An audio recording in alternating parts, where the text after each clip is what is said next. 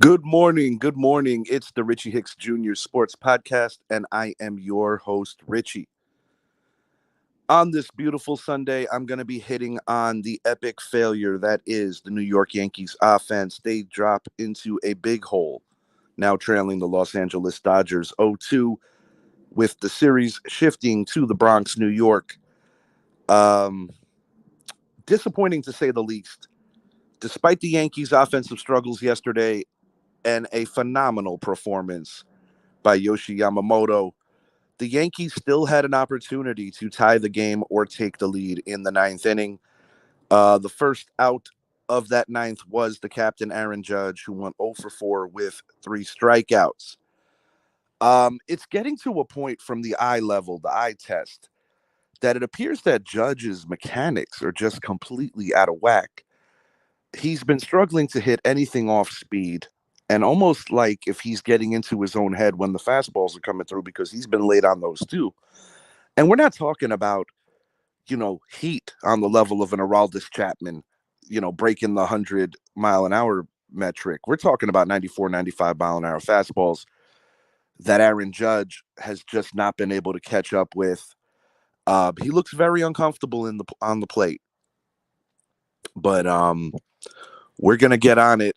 First and foremost, in his second postseason start, Yoshi Yamamoto pitched a gem comparable to what Garrett Cole did the previous night. The difference is his team won.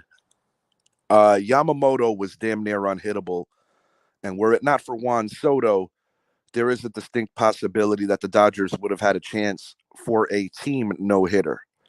Dodgers bullpen followed suit, did a good job, and truly didn't get in any kind of threatening trouble until the ninth inning when Blake Treinen ran into some trouble. But Aaron Judge, yet again, a rally killer. And all I could really say is that you have to hope that the change of scenery will be beneficial for Judge. For the better part of a week or so, looking at some of these at bats, I wasn't convinced that it was a mental thing. I really thought it was a mechanical thing. But I think it's to the point now where Judge is really just having trouble blocking out the outside noise. And the undeniable fact is, if Aaron Judge does not start contributing and start producing and just putting together good at bats, even if he's not getting hits, I'm talking about drawing walks, putting up good at bats, the New York Yankees are going to be toast in a couple of nights. This Dodgers team, they don't make enough mistakes for your best hitter all season to struggle like this and for you to expect to win. Juan Soto has been remarkable. Giancarlo Stanton has been remarkable. But when you get past those two names in this Yankees order, there's just too much trouble. Jazz Chisholm, in my opinion, has picked it up in this World Series round. I think he's playing his best baseball of these playoffs. And while it might not be a very popular decision, if I'm manager Aaron Boone, I'm strongly considering dropping Aaron Judge in the lineup. He has not been messed with in this lineup all season long. The movement from 2 to 3 happened immediately when the Yankees brought in Juan Soto. But when I look at the way this team is struggling right now and how this team is just offensive deficient right now, I think desperate times call for desperate measures. And if I'm Aaron Boone, I am strongly considering dropping the captain down in the lineup. It's unfortunate because I think all around Major League Baseball, despite a healthy hatred for the New York Yankees, unless if you are a fan of the team, I think many are feeling for Aaron Judge. He's one of the good guys in today's game. Former Roberto Clemente Award winner, very entrenched in many a foundation, and definitely someone who is a role model on a lot of metrics, a man of very high faith as well. But the bottom line is, if Aaron Judge does not get going, this Yankee team is cooked. I want to talk about some positives, but they're right now they are hard to find. I think the thing that really hurts right now is that game one was the game to win. I feel the Yankees outplayed the Dodgers in game one. However, that obviously does not convert into a victory. Series is far from over, though, because I do believe that the Yankees are going to feel a little more comfortable in front of their home fans in the Bronx. Interesting caveat here is that the Yankees have actually been the best road team all year long. Now, on to how the Dodgers won. We talked about Yamamoto. Freddie Freeman is building his case, should the Dodgers win, to be the MVP of this series. He has been amazing. Teoscar Hernandez, a Yankee killer. He, too, performed at a high level. Tommy Edman took one out early for the first home run of the game. Carlos Rodon just could not live up to the billing of a number 2 starter. And the reality is, it's a distinct fall off when you go from Garrett Cole to Carlos Rodon. Rodon hasn't been all bad, but when you pay the kind of money the Yankees paid to bring in that kind of arm, you have to be better than what Rodon was yesterday. Anyone's entitled to a bad start, but the reality is, when you look at what Garrett Cole did in Game 1, and in my opinion, Aaron Boone made a grave mistake taking him out of the game early. You want to seize the moment and take advantage, especially when you're on the road. And I believe that Aaron Boone left a lot of bullets in the gun, so to speak, by taking out Cole as early as he did. I think the former captain, Derek Jeter, said it best when he kind of made an assimilation to what happened in the 2000 Subway Series with Al Leiter. How he threw, I believe it was 146 pitches. There was a lot left in Cole that night, and he's likely your Game 5 starter. So I don't really think that there's much of an issue with letting him break the 100-pitch barrier or even more, especially when he was cruising the way he was. Ultimately, we know what happened. I spoke about it on yesterday's show with Nestor Cortez. It's a mixed bag of analytical value. He had great numbers against Shohei Ohtani. But my question is, why didn't they let him pitch to Mookie Betts, who he has never given up a hit to? I understand the lefty-lefty matchup, but definitely a risky game that Boone lost, and now the Yankees find themselves in a hole. If I'm looking for any kind of deep positive, this is what I can come up with. Despite Aaron Judge, not just in this round, but for the majority of the playoffs, outside of the big home run against Emmanuel Clase, he's been quiet and more than quiet. He's just been flat out bad. Anthony Volpe also looks lost at the plate. But with the Yankees' inadequacies on offense, they still found themselves in a position to possibly tie or win the game. And the only thing I could think is that this team has to look at themselves, possibly have a players-only meeting. But I do believe that this series is far from over. I think the Yankees are going to fight. But it goes without question that the Yankees are going to have to win all the games in New York in order to win this series. I don't see a scenario where if the Yankees only win 2 out of 3, they're going to win both in LA. I think it's too much of an ask. However, if they win all 3, winning 1 out of 2 in LA is not as egregious of a task. And, in any kind of Game 7, all hands are on deck. I got Daniel Nunez here with some comments. I'm going to bring these across. I'm actually enjoying the view of the lake today. That's why I got my camera off and just getting on some coffee, kind of having a slow Sunday. But Nunez is here. We're going to get in on some of these comments. Yeah, football Sunday. Your Eagles are in Cincinnati. That's going to be a good game. I did pick the Bengals to win a close one. I really like the way the Bengals are playing offense right now. Neither outcome would shock me, though. But as far as my Hard Rock ticket goes, I'm hoping for a Saquon Barkley anytime touchdown and 50 yards out of Chase and Brown. Brown being AJ, not Chase. Yeah, Garrett Cole certainly pitched a great game. I've been watching Garrett Cole for a long time, even going back to his Pittsburgh and Houston days. And Daniel, I actually believe that that's the best game he's ever pitched in his career in terms of the importance of the game. I'm sure we can come up with a few other ones. He had a gem against Houston a couple of years ago where he literally told Aaron Boone to go sit back down and refused to come out of the game. Boone was rewarded with showing faith in him. But yeah, I think Aaron Boone made a big mistake. And I think right now the Yankees are paying for it because when you lose the first game, which is obviously the statement game to start any series, and when you let a team off the hook and give them a little more confidence than they had going in, that changes everything. And, the Dodgers, if you look at their lineup, they are blessed with an all-star at almost every position. They have limitless pockets, and even their pitching rotation is only going to get better when Shohei rejoins the mix. And you also have many pitchers this year that have been nursing injuries that have not been able to contribute. So Dave Roberts, while he probably wouldn't get manager of the year because of the fact that he has such a phenomenal baseball team in terms of talent, I think this is his finest managerial job of his career. And on the contrast, I think that Aaron Boone, should the Yankees get swept out and look lackluster in front of their home crowd, and if you see the Dodgers celebrating in the Bronx, that might finally be the trigger to get Hal Steinbrenner to make a managerial change. I have been on Boone for years. I have also defended him in some metrics because I do think that for the most part, he has done a good job of managing that bullpen. But when I look at what he did in game one, and also another questionable decision, you're bringing in Jose Trevino to pinch hit for the struggling Austin Wells. I understand why you would bring in a righty. But why not give the kid Jason Dominguez an opportunity to get into the box? This is a guy that has power that if he catches one, could have possibly hit a grand slam. I just don't think that Jose Trevino was your best option in that situation. Now, obviously, you would have to bring in Trevino to catch.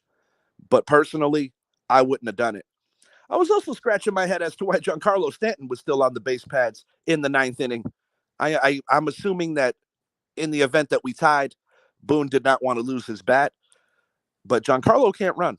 So I was a little surprised that he didn't get pinch run for immediately when he reached base in that inning. I'm not panicking, and it's for the sheer fact that I know runs come in bunches, and I know that positivity is contagious. And I've seen this happen with the Yankees over the years where they can't hit their way out of a wet paper bag, and then suddenly they're putting up 8 to 10 runs. So Clark Schmidt, biggest game of his career will be tomorrow night, followed by Luis Gil, a kid that was definitely in the Cy Young conversation earlier in the year.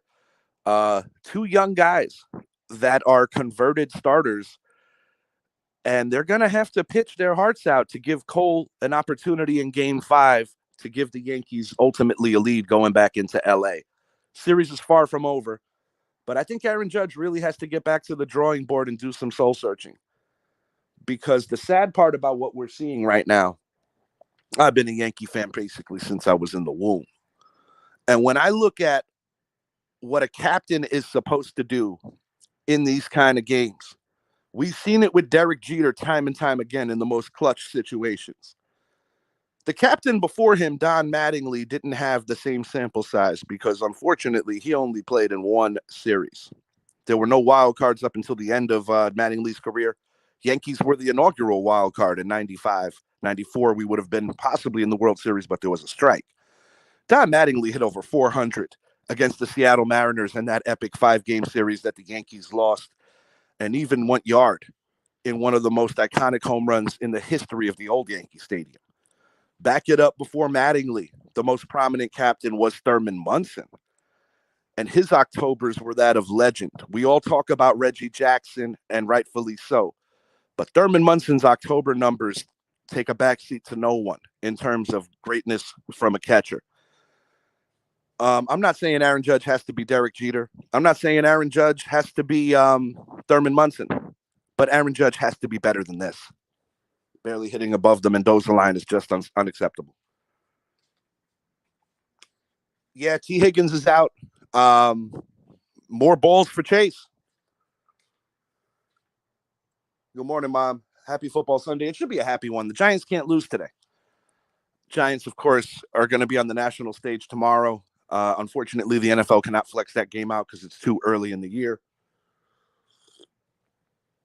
Some of you may know that the Mara family and the Rooney families are family due to marriage, but it's not going to be a harmonious game. I am worried about the health of Daniel Jones. Number one, for the team, because of the fact that if this man gets injured, they are on the hook for some serious money. I hope that if he looks as bad as he has looked, Brian Dable has the courage to pull him early and let either Drew Lock or Tommy DeVito get in there. Because of the salary for Locke, he will probably get the first chance. But no, today's going to be some good games. Green Bay Packers definitely have to be leery of a letdown in Jacksonville that has trap game written all over it, and Green Bay has a golden opportunity to walk away with a share of first place in the NFC North. The banged up Buccaneers are definitely going to have to dig deep, but I think former Giant, current Buck, Sterling Shepard is going to step up and contribute in a big way. They're going to need some good things out of the rookie Jalen McMillan, and they're going to have to be able to run the ball. I still think Tampa's going to win today. Good football Sunday. I look for a lot of points with the Buffalo Bills and the Seattle Seahawks. Hard to believe that the Seahawks could lose a third consecutive game in front of the 12s. I said it on the show earlier in the week. I think it's going to be that kind of game. But I expect both offenses to go back and forth. For Seattle to win that game, Kenneth Walker and Zach Charbonnet are going to have to keep Josh Allen off the field. Seattle is going to have some long drives, win the time of possession battle. But, the Buffalo offense is a quick strike offense. And with the addition of Amari Cooper, I really believe that they are going to be among the NFL's elite to challenge the Kansas City Chiefs and the Baltimore Ravens. I would have Buffalo as the second biggest threat to KC right now, just behind the Ravens. And while the Texans did beat Buffalo earlier in the year, I, for one, am not of the same faith that Houston can make a deep playoff run. I think this is the year that Buffalo could potentially get just revenge over the years of heartbreak against the Chiefs. That NFC North is so interesting. Potentially all four teams can go. And in the NFC East, nobody's dead, but I still think it's a two-team race between the Commanders and the Eagles. The Cowboys are 3-3, and today is a must-win for them, and a game that I think they should win. They've had a hard time defeating the San Francisco 49ers over the years, but this is the time to get them with all the injuries.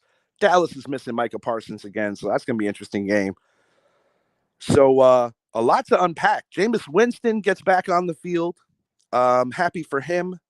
He's been a good teammate over the years, so it'll be interesting to see what he brings to the table. But Jameis, can you stop? Can you be careful with having to show us those fish and being ignorant as to why they can't breathe? Dude, they're water creatures. You don't got to show everybody on your boat fish dying. And you already got the bad suspect play of the whole crab leg incident back when you were a college kid. I don't think FEMA would get on you for that because, I don't know.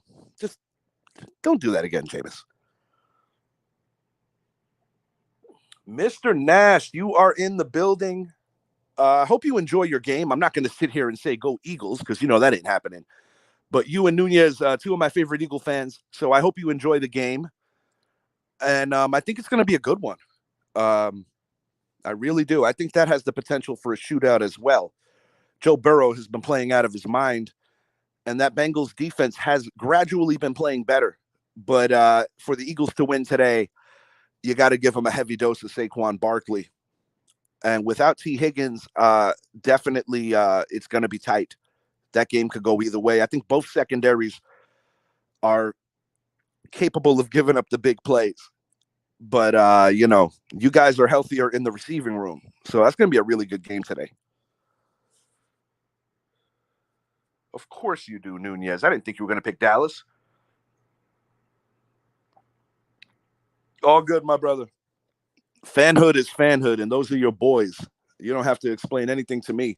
I'm happy you're out there and continuing your journey of these NFL stadiums. If you haven't, definitely check out the Basement Show with Mr. Nast. They got a great product over there, great podcast. Make sure you guys check them out, friends of our show. And John, we got to do a simulcast again, bro. We should definitely do a simulcast again when you and Joe Gal and some of the people have time. I could bring on Idris and Zappy. That'll be a fun one, man. Maybe just like a evergreen show, and we could talk about a little bit of everything. I know you do the 2-hour shows. I think that'll be a great time. So let's make some time and let's do a simulcast again. It's been a minute, and that'll be a lot of fun to combine our people together. I think that'll be a great time. So Nunez, real talk. You think the Yanks have a chance to come back in this? I'm curious to see what you think. I myself don't think the series is over. And I have to believe that the best player in baseball over the last 2 to 3 years is going to finally wake up. Um, and I feel bad for Judge because I know he works hard.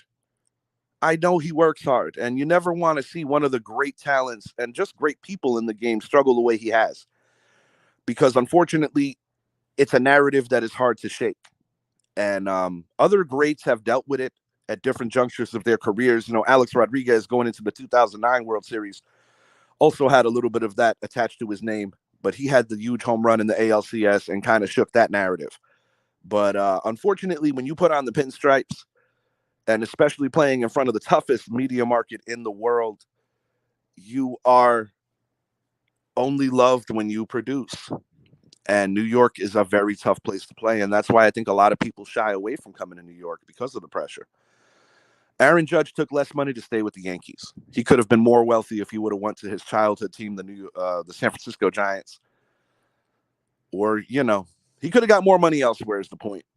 I think now more than ever, seeing what the Yankees could potentially look like without Juan Soto, given the struggles of Judge in these Octobers, it puts more emphasis and more pressure on the owner, Hal Steinbrenner, to make sure that you get Juan Soto the deal that he needs. And next year is going to be interesting. This year's not over yet, but next year is going to be interesting because there's going to be some player movement on the Yankees. I don't necessarily think first base is going to be the same face. I think Anthony Rizzo might go back for Chicago for a last reunion. Gleyber Torres, I would be shocked if the Yankees bring him back. He has ramped it up second half of the year and also since becoming the leadoff man. But with Jazz Chisholm, even though he's done an admirable job at third, I think he needs to be the second baseman next year. First base is interesting because the Yankees have options. You could put Oswaldo Cabrera there, give him a shot. DJ LeMahieu is still under contract, but I would like to think the Yankees are going to try to move on from him. Ben Rice. Ben Rice could be the first baseman next year. And just to think outside the box, let's say hypothetically if the Yankees were to lose Juan Soto, which I don't think they will, but if they did, Pete Alonso has to be an option for first base. Now, if this was 1996, 1997, 1998, early 2000s, and if the boss, George Steinbrenner, was around, I would have the utmost confidence that the Yankees not only would sign Soto, but probably also go out and get Alonso. Something to think about, though, and I, as a Yankee fan, am thinking about it.